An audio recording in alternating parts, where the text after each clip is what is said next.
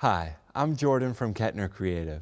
In this video, I want to show you 3 different ways to connect an XLR microphone like this one to your iPad.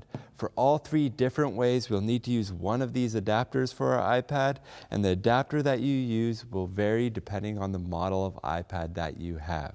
If your iPad has a lightning port at the bottom of your iPad, like most standard iPads, then you'll need this camera adapter, as Apple calls it. We do have some links and pricing in the description below if you want to check it out, but this goes from Lightning to USB. If you have the iPad Pro, then you'll need something that goes from USB-C to USB. They call this a multi-port adapter. There's a couple different versions of it. They also make a straight USB-C to USB adapter that would work as well. Again, we have some links and pricing in the description below if you want to check that out. Since we're using the standard iPad model, we're going to use this Lightning to USB adapter. So plug that in.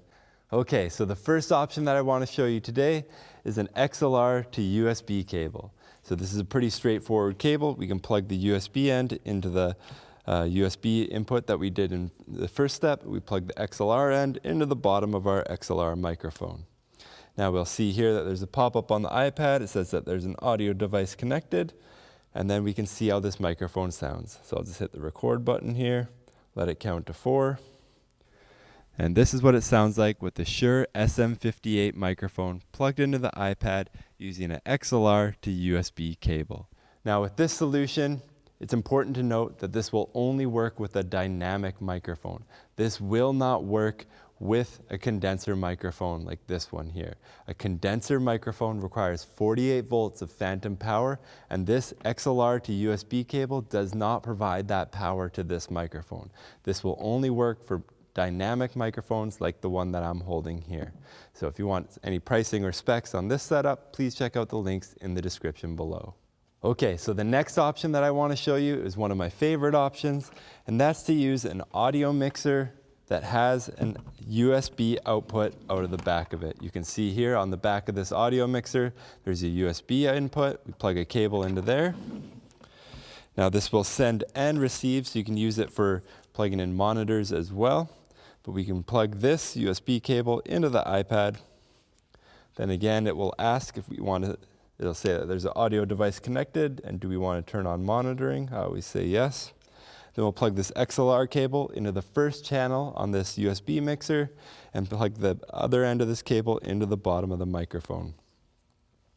Next, we'll see how this sounds. So I'll hit record and let it count to 4.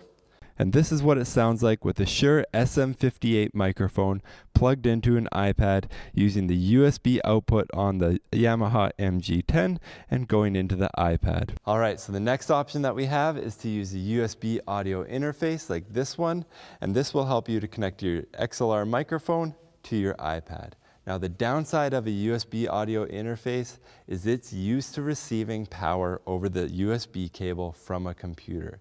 The iPad does not supply the amount of power that's required to get this thing turned on. Some USB audio interfaces have their own power supply that goes to a wall, but most rely on that USB cable from a computer. So we're going to show you how to get around that and how to power this up without relying on power from the iPad, because the iPad does not supply enough power over the USB cable. So how we do that is we get a powered USB hub like this one. Now you'll know it's self-powered if it has an individual power input on the back that gets plugged into the wall. So we've already done that. We plugged it into the wall. Then we take the USB audio output out of the back of this hub and we plug that into the iPad. So right now we've plugged our USB hub into the wall and into the iPad. Then we'll take our USB cable, we'll plug it into the back of the audio interface, and we'll plug the other end into the hub. So what this is doing is the hub is powering the USB audio interface and connecting it to the iPad. So we can see here that we got our audio device connected. So we'll turn on monitoring. And then we'll use an XLR cable to connect our XLR microphone to the USB audio interface. So we'll do that. Plug that into the front and connect the other end to the microphone. Make sure the level is up, and then we'll hit record. Let it count to 4. And this is what it sounds like with a Shure SM58 microphone plugged into a USB audio interface. The USB cable comes out of the back of that into a USB hub where it gets power, and then it connects from the back of the USB hub into the lightning port of the iPad using this lightning to USB adapter. So there you have it. You have 3 different options to connect your XLR microphone to your iPad. My least favorite option by far is this USB to XLR cable or XLR to USB cable, because it would not also power up a condenser microphone. We've done some other tests on another video where we've shown that, but the other 2 options do work for any type of microphone, and they're the most robust that will give you plenty more options for connecting other things to your iPad as well. They offer a ton of flexibility.